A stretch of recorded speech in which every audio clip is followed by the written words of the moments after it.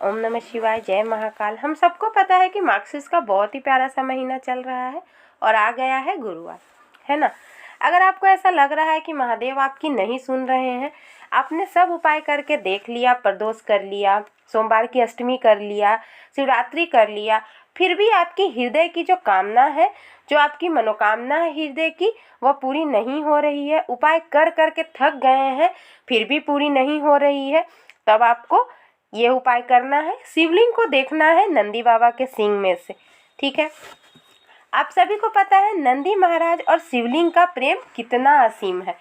कोई अगर काम अटक रहा है, मनोकामना पूरी नहीं हो रही है, तब नंदी महाराज वाला उपाय जरूर कीजिए। जो भी आपकी मनोकामना है वो पूरी जरूर होगी। पूज्य गुरु जी को सुन के बहुत ही अच्छे से बताने की कोशिश करूंगी। उससे पहले अगर आप सब मेरे चैनल में नए हैं तो मेरे चैनल को सब्सक्राइब जरूर करें, हमेशा की तरह मेरी वीडियो को लाइक करें। इस उपाय को आप पूरे नियम से करना, तभी फलित होगी, इसलिए आप पूरे वीडियो को ध्यान से देखिए और समझिए, ठीक है। सबसे पहले आपको ले लेना है 1 लोटा शुद्ध जल अपने घर का। जिस कलश से आप पानी पीते हो उसी कलश का जल आपको लोटे में भरकर ले लेना है, ठीक है। साथ ही साथ आपको तैयार कर लेना है 2 दीपक, जिसमें बत्ती गोल लगा लेना, फूल बत्ती जिसे हम कहते हैं, और गाय माता का शुद्ध घी भर लेना, ठीक है। इस तरीके का 2 दीपक आपको ले लेना है। अब इन सबको लेकर आपको प्रदोष काल में पहुंच जाना है बेल पेड़ के नीचे। जैसे ही यहाँ पहुंचोगे आपके पास जो 2 दीपक है ना, उसमें से 1 दीपक आप प्रज्वलित कर देना बेल पेड़ के जड़ के नीचे। मुंह आपका होगा उत्तर दिशा यानी कि नॉर्थ डायरेक्शन में, और दीपक के नीचे चावल का आसन जरूर लगाना, ठीक है। बेल पेड़ के नीचे दीपक प्रज्वलित करना है प्रदोष काल में और अपनी कामना महादेव से कह देना है। अब आपको यहाँ से सीधे पहुँच जाना है शिव जी के मंदिर शिवलिंग के पास। अब शिवलिंग के पास पहुँचने से पहले आपको मिलेगा मंदिर का चौखट, है ना। आपके पास जो दूसरा दीपक है उस दीपक को इसी चौखट के दाहिने तरफ, जिस तरफ आपका दाहिना हाथ है उस तरफ प्रज्वलित कर देना है। यहाँ पे ध्यान देना है कि दीपक के नीचे चावल का आसन जरूर लगा देना है, ठीक है।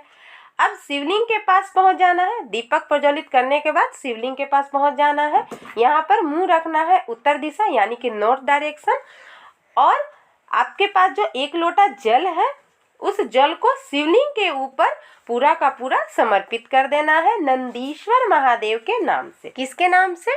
नंदीश्वर महादेव के नाम से शिवलिंग पर जल समर्पित करना है और ओम नमः शिवाय या श्री शिवाय नमस्तुभ्यम का जाप करते रहना है, अपना नाम और गोत्र बोलकर, ठीक है।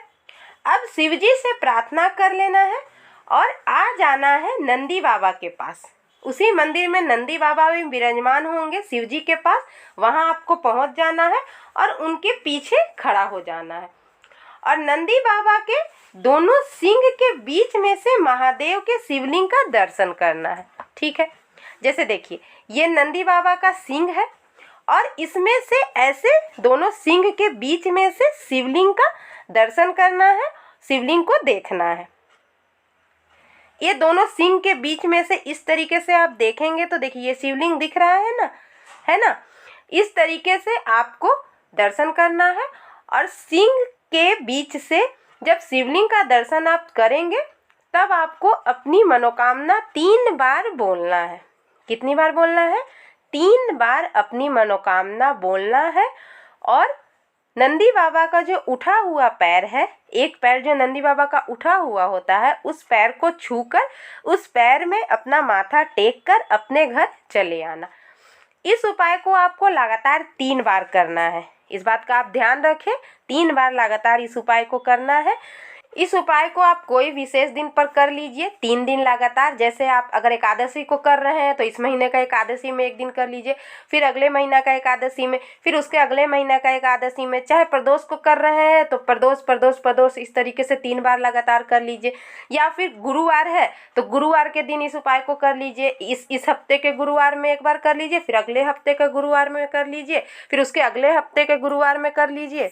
कहने का मतलब है कि लगातार 3 बार इस उपाय को अपना क्रम बैठाकर, जिस तरीके से आपको आसान लगे उस तरीके से क्रम बैठाकर कर लेना है। ठीक है, गुरु जी का यह बहुत ही अद्भुत है, उपाय जरूर कर लीजिएगा। जो भी व्यक्ति इस उपाय को कर लेता है उसकी मनोकामना शिव जी जरूर पूरी करते हैं और जल्द से जल्द पूरी करते हैं।